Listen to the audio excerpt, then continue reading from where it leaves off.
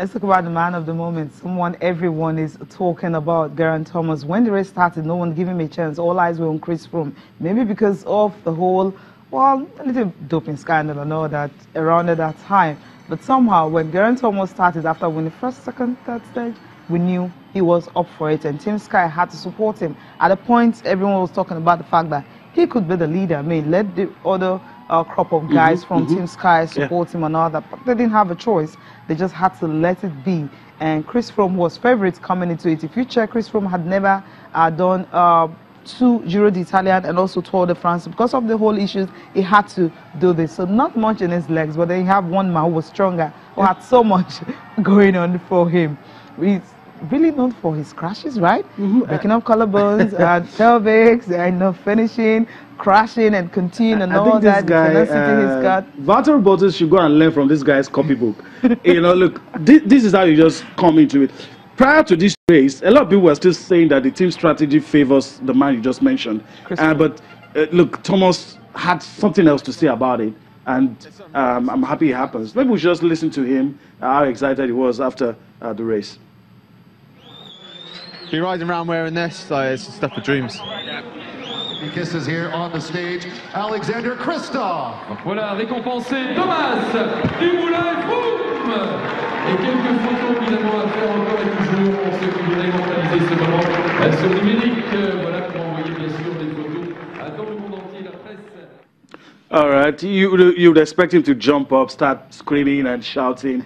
He's a bit calm. He's saying, look, it's like a dream. He's here to sink in that he is the Tour de France winner. And just the same way he feels, some fans feel that way as well. Yeah, some fans have been talking about him too, because, you know, when you have homegrown from Great Britain, the Welshman, you know, everyone coming in, not really expecting so much from him, knowing his antecedents and all this. The 9th time on tour, and this time around 9th time lucky, you would say, he was able to just conquer this grueling race. Let's hear from some of the fans now who watch him ride all the way to victory.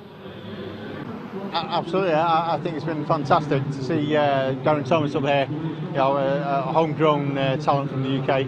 You know, he's done really well. You know, Chris Froome, everyone thought he was the favourite, and you know, I'm sure he did his best. But you know, it's good to see Geraint in the yellow jersey. So yeah, great. I think he really deserves it. I think he's he's put in the time and he's worked really hard, and I think his team supports him. And you know, everybody's working really hard, but I think this is his year to shine. He's really really put in all the efforts and been very patient, I think.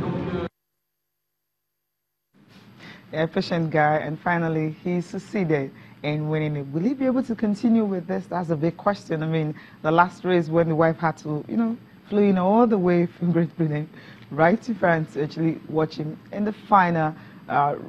In the final moment of it, the parents were also there, the brothers, everyone coming to really support him. It says what is yet to sink in, but somehow, as this goes by, he should be able to sink in, just understanding that he has actually won one of the most grueling races ever. Yeah, I mean, and it's not an easy thing to do. That's why it's a lot of applause, kudos goes his way this morning, especially when you have team strategies that do not favor you, where the team gives you instruction and says, this is our lead rider, this is that, and you still come out, you know.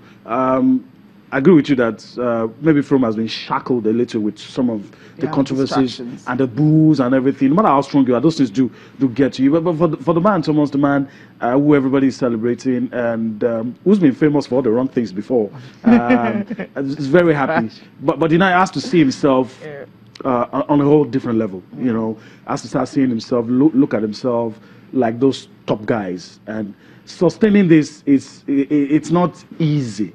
You know, you talk about how some of even the very best riders could not do it back to back, you know, from and all that, you know. So we'll see how far he's able to go from there, but history will remember him that they won this year's event.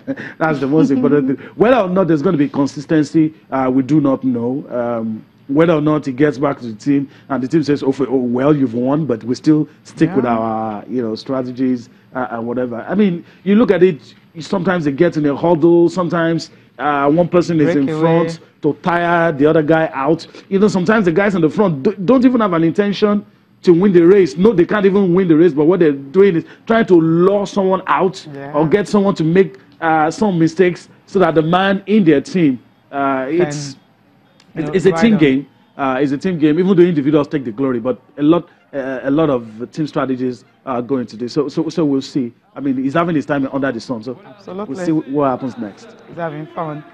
Well, let's talk about the youth games now. It's over ended on Saturday, and Team Nigeria finished 5th overall. But then if you look at the medal table, you understand how good they perform. Algeria, Egypt, Morocco, Tunisia, these top African teams were the ones, as usual, ruling it. But then, let's take a look at Nigeria's performance, starting from alphabetical order, of course. Starting the breakdown of the medals the breakdown of the medals we won. In athletics was 5 gold medals, 13 in all, 3 silver and 5 bronze medals. Oh, for badminton also, we won 2 gold medals in all, 11, then silver and bronze in between. Basketball, of course, well, a bronze and silver, 2 in all, just 2. So it is good that the 2 teams that were male and female, they came back with something. Boxing, of course, is another sport. All 6, 2 in all, 2 each in all the category events that they took part in. Kenu and Kayake was another one. 8 medals in all, 4 gold, 3 silver, and 1 bronze medal. Cycling, of course, just 2 silver. That's how it ended in that one. Let's come to football. Everyone was rooting for the future Eagles to actually get one better over Morocco. I think look, it didn't happen, but like I've had, discussed with a few people that I respect their opinion. This is victory for Nigeria. Well, those guys are truly young. That's what Chimo said. Those guys are truly young, and the name they're being called, I mean, future Eagles. That's what they are. Because look, if we can manage this, I don't care about all the people that are making trouble. I really care about these guys because they can't do their stuff if there's a lot of confusion elsewhere. And the fact that you look, I mean, pictures don't lie. You look at the faces of these young guys, and you know that, and you give praises to the selectors. I mean, football is not the only sport that we have, but look, if we can do that in football, it's going to be very easy to replicate it. Across board. You just talked about cycling and 2 silver. I'm going to follow up those two individuals that won and ask them how they did it, and try to drum up support for all of these young in sports where, I mean, you close your eyes and say Nigeria doesn't do this. But you're seeing us gymnastics. You're seeing us on the medal table in Africa, not in the sub-region, in Africa. In Africa. So a good one for them. Gymnastics, of course, coming home with 2 medals. Handball, just 1. And judo, of course, they had 5, 2 in silver, 3 bronze medal. And karate is another one, 2 bronze. And that's the medals they got. And moving on to the other ones, talking about Kung Fu also. There's another huge sport for Nigeria. Silver and bronze, 6 in all, no gold in that one. Rowing, just 1 bronze medal. Then come to shooting. Another sport also that Nigeria is trying to make a mark in. They got a medal in that one. Table tennis.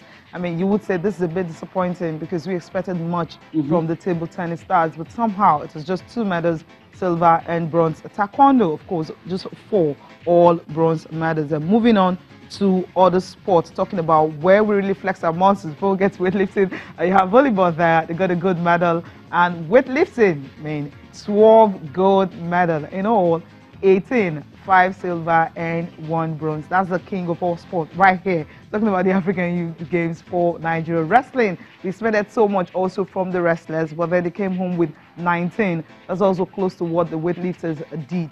Then in total, Nigeria's got 29 gold medals, 33 silver, 43 bronze, and 105 in all. A total medal haul of 105. And this is how it all ended. Cecilia told you earlier that we finished in the 5th position, and you have the, it's like the North Africans. I'm like, can we just Egypt, break this? Algeria, Tunisia, Morocco. We're the only country from our region that found our way there. But the older people, the older generation will tell you that in times past, it used to be, even in the main All-African Games, it used to be a struggle between Nigeria and Egypt. Somewhere down the line, the South Africans came into it, and we seem to be falling by ourselves now. We seem to be shooting ourselves, and the gap seems to be increasing. But good one. Hopefully, we can build on this. All of this is not all about winning. It's about discovering talents, and all these pictures that you're seeing, Nigerians climbing the medal table, Nigerians showing their stuff, showing what they're good at. And it's good that, look, we're not reading about, we didn't get money to do this, we didn't get money to do that. We know that all of those problems exist, but in spite of all of that, that we can still come out and celebrate a few of the gallant individuals, gallant team members and squads that made us proud. I mean, it's really heartwarming. It's heartwarming. For me, I think it's all about developing our facilities. If we can really do that, because a situation whereby, I mean, I was listening to Francis Obi talking about the president of the Badminton Federation right here on Sport Tonight. They talked about the fact that sometimes when they want to train, I mean, you have other sports using the same facilities they use, and talking about the indoor sports hall of the Teslim Balogun Stadium. Just imagine you have all the sports, each of them have got their own facilities where they can actually train 24/7 without having to think of the headache of, will boxing be using this particular facilities at this time? Will gymnastics be there? Will handball be there? When you have all this provided for, and from that early stage, you have a child of 5, he loves swimming. He should be able to have a place where he goes to swim, and a coach also provided. Exactly. So when you're not waiting for competitions, you're waiting, okay, All Africa Games is coming up in November. Okay, in April, you gather all of them together, put them in camp and start training them. What happened to the years that they've lost? And you know the problem here, I mean, let me also support you, buttress your point. Talking about another very key aspect, that is coaching. Look, if you look at sports across board, some of the coaches, you may not agree with me anyway, some of the coaches don't do as much work as their African or Nigerian counterparts here. Because for a coach, you have to start from scratch. But on the other part, the job is done. A 5-year-old that likes to swim already knows where to go, does it, looks for somebody that is interested in the young kid, begin to work with the young kid before any national team selector or anybody comes. So even the 5-year-old kid, 7-year-old kid already knows the basis, the rudiments, the simple little things here.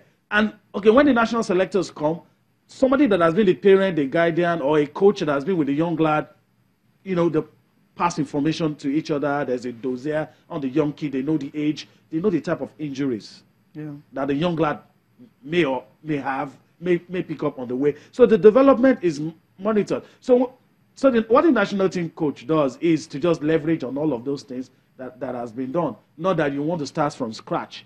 And that's why sometimes not supporting all the coaches across board. Look, we can make their job easy. Somebody should not, a swimmer, a boxer, a weightlifter, or the associations that represent them, should not be worried about whether, oh, the surface is all right, something has happened to the court that we're going to use. All of those things shouldn't be their problem. They shouldn't be thinking about it. They shouldn't be thinking about, we're sharing the gym with the boxers. We're sharing the gym with these badminton guys. All of those things should not be their problem. And when all of these things are in place, you can separate those who are doing sports for leisure and those who can become a professional. That's another problem we have in Nigeria. A lot of people are just interested. Look, not everybody can be a professional. Of course. The rigors, the discipline. By the time you go through it, somebody can just come up and say, you're not cut out for this. Go and do something else. Then it limits the work of the national team selectors. You don't have to start sieving through all of these materials. And at the day, you pick the best of the rest. The best of the rest, not the best of the best. Because there are too many. Just imagine, like, every state can actually call maybe a particular FA president and say, okay, you have under 15 right there in your state, and then give me the 5 best that you have. He comes to camp. You call Kogi, he brings and all that. But then you don't have that. So the same national team coach will still be the ones to go all around and pick and all that, especially in athletics, which is sometimes I don't really envy them at all when they have to go through such a process, which sometimes can be really, really difficult. Now, before we go on a break, let's quickly talk about the Falconets. I mean, they are in Australia, moving to France right now for the FIFA Under-20 Women's World Cup. And the sports minister actually watched their final game where they won 4-0. And the good news coming from that is, after seeing the zeal and what they've been able to put up, it was amazed, by what these ladies have been going through, what they've done, the fact that allowances were not just paid, and despite that, they went ahead, to continue training without making much noise. And that's something I love about them. But then I'm surprised that he's just realizing that now. It's been happening. It's not news at all. It's news to him, but to us, it's not. I mean, we've seen them in camp. We've seen situations whereby girls leaving camp and going somewhere to go find something to eat and all that. Is that bad? I'm talking about the senior women's national team right now. That's how bad it can become. But somehow the minister says something different, and if it's okay, we can actually change this. So we're hoping. Played against a side at their base, hit the team 4-0.